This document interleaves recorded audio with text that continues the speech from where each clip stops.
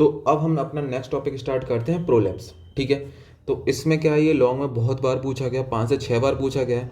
इसमें किस हेडिंग्स में पूछा जा सकता है? डेफिनेशन, सपोर्ट ऑफ यूट्रस, है ना, क्या क्या सपोर्ट्स हैं यूट्रस के, रिस्क फैक्टर पूछ सकते हैं, क्लासिफिकेशन 2-3 होते हैं वो पूछ सकते हैं, क्लिनिकल फीचर क्या होते हैं और इसको मैनेज कैसे करते हैं। तो अपन स्टार्ट करते हैं डेफिनेशन से।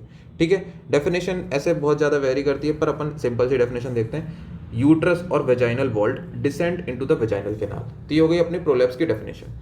और डेफिनेशन में ये डायग्राम, अगर इंट्रोडक्शन बना तो ये डायग्राम बना सकते हो कि यहाँ पर जो यूट्रस है अपनी नॉर्मल पोजीशन में, यहाँ नीचे यूट्रस नीचे जाने लगा। ठीक है, ये डायग्राम पॉसिबली बना सकते हो। फिर नेक्स्ट पूछते हैं सपोर्ट ऑफ यूट्रस। तो देखो, सपोर्ट ऑफ यूट्रस सबसे पहले मैकेनिकल सपोर्ट, फिर लिगामेंट्स और फिर मसल। तो मैकेनिकल सपोर्ट में एंटीवर्जन, एंटी फ्लेक्शन। ठीक है, एंटीवर्जन एंटीवर्टेड फ्लेक्स कैसा रहता है, ये है एंटीवर्टेड, ठीक है, और एंटी फ्लेक्स्ड। ठीक है, एंटीवर्टेड मतलब होता है सर्विक्स और वजाइना के बीच में एंगल, और यूट्रस और सर्विक्स के बीच में एंगल होता है एंटी फ्लेक्स्ड। ठीक है, तो ये डायग्राम बना सकते हो। फिर नेक्स्ट आता है लिगामेंट। तो लिगामेंट में प्राइमरी लिगामेंट जो है, डायग्राम से देखते हैं, ये रहा। आगे जो है पीछे की तरफ, मतलब पीछे जो है सेक्रम है और बीच में ये है, तो ये यूट्रोसेक्रल लिगामेंट हो गया एक। ठीक है, आगे की तरफ क्या है, प्यूवोकॉक्सिजियल, आगे प्यूबिस बोन होती है और फिर पीछे सर्वाइकल, तो प्यूबिस सर्वाइकल। ठीक है, सॉरी प्यूबिस सर्वाइकल, आगे पीछे है यूट्रोसेक्रल और आगे है प्यूबिस सर्वाइकल, और साइड में जो है उसको बोलते हैं ट्रांसवर्स सर्वाइकल लिगामेंट या फिर कार्डिनल लिगामेंट बोलते हैं। तो ये 3 जो लिगामेंट है प्राइमरी लिगामेंट है। ठीक है, एक तो प्यूबो सर्वाइकल, यूट्रोसेक्रल और कार्डिनल लिगामेंट। ठीक है, और सेकेंडरी लिगामेंट एक और होता है जो कि राउंड लिगामेंट होता है, तो वो भी सपोर्ट करता है। ठीक है, फिर मसल्स में कौन कौन सी मसल्स होती हैं? एक होती है levator ani muscle, superior transverse perinei, deep transverse perinei, और आखिरी में बल्बो स्पॉन्जियोसस। ठीक है, तो ये 4 मसल हो गए। ठीक है, फिर नेक्स्ट आता अपना रिस्क फैक्टर क्या क्या है प्रोलैप्स का। सबसे पहले मल्टीपैरिटी, एल्डरली फीमेल हो, इस्ट्रोजन कम हो, ट्यूमर हो सकता है एब्डोमिनल पेल्विक ट्यूमर हो, ऑब्स्ट्रक्टिव लेबर में प्रोलैप्स के चांस बढ़ जाते हैं, कोई ट्रॉमा हो, कॉन्स्टिपेशन से, स्मोकिंग से, ये सारे रिस्क फैक्टर हैं। ठीक है, फिर नेक्स्ट आता है क्लासिफिकेशन। क्लासिफिकेशन इसमें 3 क्लासिफिकेशन याद करें, एनाटॉमिकल, पॉपक्यू क्लासिफिकेशन और शॉक क्लासिफिकेशन। तो एनाटॉमिकल कैसे डिवाइड किया? सबसे पहले वेजाइनल और यूट्रस। ठीक है, तो वेजाइनल में एंटीरियर और पोस्टीरियर। तो आगे की तरफ कैसे डिवाइड किया? अपर 1/3 और लोअर, अपर 2/3 और लोअर 1/3। तो अपर 2/3 में होता है सिस्टोसील, लोअर 1/3 में होता है यूरिथ्रोसील। ठीक है, ऐसी पोस्टीरियर में देखते हैं अपर, मिडिल, लोअर। तो अपर वाले को बोलते हैं पोस्टीरियर में एंट्रोसील, पोस्ट मिडिल को बोलते हैं रेक्टोसील, और लोअर 1/3 को बोलते हैं लेग्ड पेरिनियम। ठीक है, तो ये हो गया एनाटॉमिकल क्लासिफिकेशन। फिर पॉप की क्लासिफिकेशन हाइमन को रेफरेंस मान के बोलते हैं, स्टेज 1, 2, 3, 4 ऐसे पूरी स्टेजिंग करते हैं उसमें। ये देखो इस डायग्राम से देख सकते हैं। ठीक है, ये लेवल बना दिया। ठीक है, स्टेज 0 में क्या है कि नॉर्मल ही है, ऊपर कुछ भी नहीं। फिर स्टेज 1 में -1 से ऊपर है, ये जो इसको हाइमन को रेफरेंस मान के ये -1 पॉइंट है, +1 पॉइंट है, तो स्टेज 1 में -1 से ऊपर है। स्टेज 2 में क्या होगा, -1 और 0 के बीच में है। इधर पे देखते हैं, -1 और +1 के बीच में। ठीक है, और सी वाला जो है +1 के भी नीचे चला गया, और 4 वाले में तो पूरा बाहर आ गया। फिर से एक बार करते हैं क्लासिफिकेशन। क्लासिफिकेशन किसके? हाइमन को रेफरेंस मान के किया गया है। ये -1 और +1 एक रेफरेंस पॉइंट है।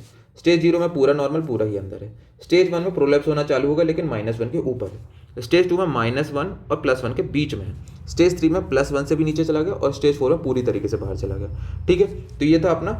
ये वैसे तो किसी भी क्लासिफिकेशन में ये ऐसे तरीका यूज़ कर सकते हैं। शॉ वाले में इंट्रोइटस होता है रेफरेंस पॉइंट, और इसमें हाइमन होता है। ठीक है, तो बस रेफरेंस पॉइंट का अंतर, बाकी क्लासिफिकेशन सेम है, पॉप क्यू और शॉ क्लासिफिकेशन। ठीक है, तो ये पॉप क्यू और शॉ क्लासिफिकेशन 2 नंबर में भी अलग से पूछा सकता है, बस याद रखना कि रेफरेंस पॉइंट अलग है और ये वाला डायग्राम बनाना है। ठीक है, फिर नेक्स्ट आता है क्या क्या क्लिनिकल फीचर मिलेंगे अपन को प्रोलैप्स में।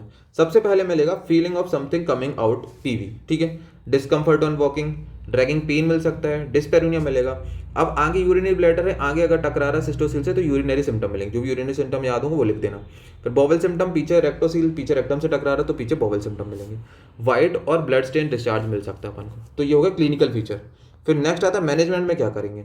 मैनेजमेंट अपन प्रिवेंशन, कंजर्वेटिव, सर्जरी तीनों चीजें कर सकते हैं। प्रिवेंशन के लिए क्या कर सकते हैं कि एडुकेट एएनसी और इंटरनेटल केयर करो, पोस्ट नेटल केयर करो, है ना। ये सब उसकी जो है पेरिनियम की केयर करने को बोलते हैं। कैसे करेंगे कि स्टर्नस एक्टिविटी करने को मना करते हैं, क्रॉनिक कफ को मना करते हैं, कॉन्स्टिपेशन को अवॉइड करने को बोलते हैं। ठीक है, तो ये सारी एक्टिविटी अवॉइड करने को बोलते हैं जिससे कि जो पेरिनियम की मसल है उस पर जोर ना पड़े। फिर कंजर्वेटिव में क्या कर सकते हैं, pelvic floor exercise, Kegel exercise होती है, और दूसरा डोनट पैसरीज लगाते हैं। ठीक है, प्रिवेंशन के लिए। फिर नेक्स्ट आता है ट्रीटमेंट। तो ट्रीटमेंट में सबसे पहले अपन मतलब मैनेजमेंट तो अपन ने देख लिया था, प्रिवेंटिव, कंजर्वेटिव। अब नेक्स्ट आता है सर्जिकल। तो सर्जिकल में दो हैं, अगर वेजाइनल प्रोलैप्स है तो उसका अलग है, यूटरन प्रोलैप्स है तो उसका अलग है। वेजाइनल में एंटीरियर प्रोलैप्स है तो अगर एंटीरियर कॉल्पोराफी, पोस्टीरियर प्रोलैप्स है तो पोस्टीरियर कॉल्पोराफी दूसरा नाम होता है, पर अपन ने पोस्टीरियर कॉल्पोराफी कर लिया याद करने के लिए। एंटीरियर कॉल्पोराफी, पोस्टीरियर कॉल्पोराफी और मैकेल कल्डोप्लास्टी। ठीक है, ये सारी सर्जरी के नाम, ये 2-3 नाम तो याद करने होंगे। फिर यूट्राइन में अगर पेशेंट जो है रिप्रोडक्टिव एज ग्रुप की है, फैमिली उसकी कंप्लीट है, तो अपन करते हैं फोदरगिल रिपेयर। ठीक है, इसमें सर्वाइकल एम्पुटेशन करते हैं। अगर लेकिन उसकी फैमिली इनकम्प्लीट है, वो बच्चा वापस से करना चाहती है, फैमिली उसकी कंप्लीट नहीं है, तो अपन क्या करते हैं, रिवर्सिबल, जिसमें फर्टिलिटी मेंटेन रहे उसकी, तो स्लिंग सर्जरी करते हैं। एंटीरियर और पोस्टीरियर दो तरीके की होती है। एंटीरियर में बोलते पुरंदरे, पोस्टीरियर में बोलते सरोदकर।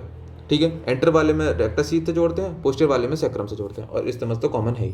फिर पोस्ट मेनोपॉजल वुमेन है तो उसमें पेसरीज लगा सकते हैं। सर्जरी के लिए अगर वो कंफर्टेबल नहीं है या फिर सर्जरी उसमें अगर नहीं करी जा सकती तो लीफोट रिपेयर कर सकते हैं, वेजाइना में सूचर लगा देते हैं जिससे कि प्रोलैप्स नहीं होता। फिर वेजाइनल हिस्टेक्टोमी तो लास्ट रिजॉर्ट है कि वेजाइनल हिस्टेक्टोमी कर देंगे। तो ये था अपना किसका, प्रोलैप्स के बारे में सारा। तो इस एक पेज में सारा आ चुका है, इसकी फ़ोटो खींच सकते हो, स्क्रीनशॉट ले लेना। Thank you.